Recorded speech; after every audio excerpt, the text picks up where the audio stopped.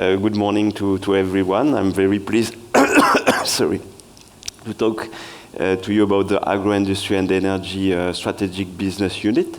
So as Nelson explained to you, we are the strategic exercise, and we decided to divide the company in two strategic business units. The first one is the Agro Industry and Energy SBU, and the second one is a Property, Retail and Brands, and which Bertrand will talk to you about later on. So perhaps to start with, I will give you the main strategic initiative of our strategic business unit, which are in fact the key objectives. The first one is to be a major player in the country's energy transition. As you all know, the government has decided to phase out coal by 2030, and also to reach 60% of renewable energy production. And what we intend to is to be a key player in that transition by proposing a baseload energy solution, reliable and competitive for the country, by replacing coal by biomass. So that's the first main point. The second one, also big one, is to be a key player in the centralization of cane activities if it occurs. As you all know, there has been a decline in sugar production in the past 20 years, and we saw now a kind of stabilization and a slight increase. In 2022, production of sugar in Mauritius was 232,000 tons of sugar. Last year, it was 240,000 tons, so a slight increase. And the provision for this year is 250,000 tons. So that's positive, that's encouraging.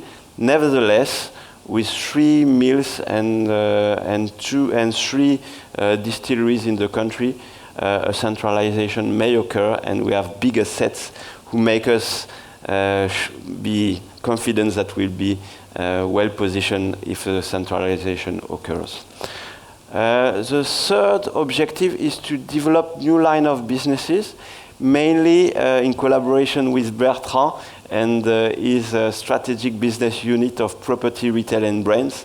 So he's trying to put our products to go up the value chain and make Bertrand try to sell better what we can produce, being sugar, being antioxidant, and being alcohol and rum. I'm sure you will be very happy to hear what Bertrand will tell you about that.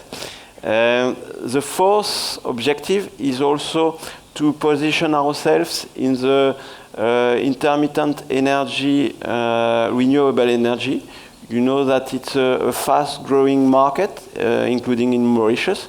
It's a very competitive market, but what we try to do, or what we do, is to position ourselves in a differentiated solution where others are not, and perhaps because it's a little more complex, but also more value to find. And we are working on many projects, including wind farm projects. And the fifth objective is to try to export our know-how outside of Mauritius. Can be in Africa, for example, where we currently have an hydro power plant in Rwanda in operation with very good results. So, starting with the agro-industry segment, you can see that there are 5 main activities. The first one is growing, so what is cane cultivation. The second one is a milling activity, where we produce raw sugar. The third one is a refinery. So refinery consists in producing white refined sugar from raw sugar, being from raw sugar produced in Mauritius, but also raw sugar imported, refined in Mauritius and re-export in the area, in the region, but also in Europe. That's what we call the Sugar Hub. It's a new activity that we have developed during the last 3 years, and that becomes also now a pillar of our sugar activities. The fourth activity is logistics. As you saw in the films, we transport a lot of raw materials and also finished good products. So to be efficient, we have our logistics activities. That is also an activity which performs well for many years now. The fifth one is a distillery, where we produce alcohol from molasses, ethanol, and now more and more rum. So that's the fifth activity. Of course, we have main partners, the Mauritius Sugar Syndicate for all what is sugar, Cristalco and Xarnico for the export of sugar, and Alco for ethanol. If we look at the results, Nelson has given you a broad view. If we dig into the agro-industry figures, you will see that we had an increase in the revenue. You see the figures in increase in EBITDA and in increase in the profit after tax, which reached a record high of 359 million in year 2023. What explained these good results? The first thing is a favorable market condition in sugar, with high prices in Europe in the past 2 years, but also in the global market, which gave a price, ex-indicate price of 26,000 rupees per ton in year 2023, or that's the value we had in our account. The final figure for this year will probably higher, probably above 28,000, and then we'll have a positive adjustment in our account of 2024 to take into account this figure, which will be higher. Also, what explains our good result, as I told you, is our Sugar Hub activity, where we made good profits, and that become more and more recurrent. And for this year, we can say that we have already secured the market for this year. In the distillery, also try to have always better margin, better prices, and also developing rum, where we are selling more and more rum instead of ethanol, or we can choose the most favorable market depending on market conditions. What interests you is the outlook. So, of course, we had very good prices of sugar in 2022 and 2023. In 2024, probably the price will be slightly lower than what we had, but remains at high values, and that make us be positive for this year and the future. Prices are lower in Europe, but we are having more remunerative prices in the region, in the COMESA region, with mainly Kenya and Madagascar, which is also increasing. So that's positive for us. That's also positive for our activities of Sugar Hub. And as I told you before, we are already full for this year, and we are starting making sales for next year. So that gives us a good visibility for this year and also next year. In the distillery, our main objective is to develop production of high-quality rum.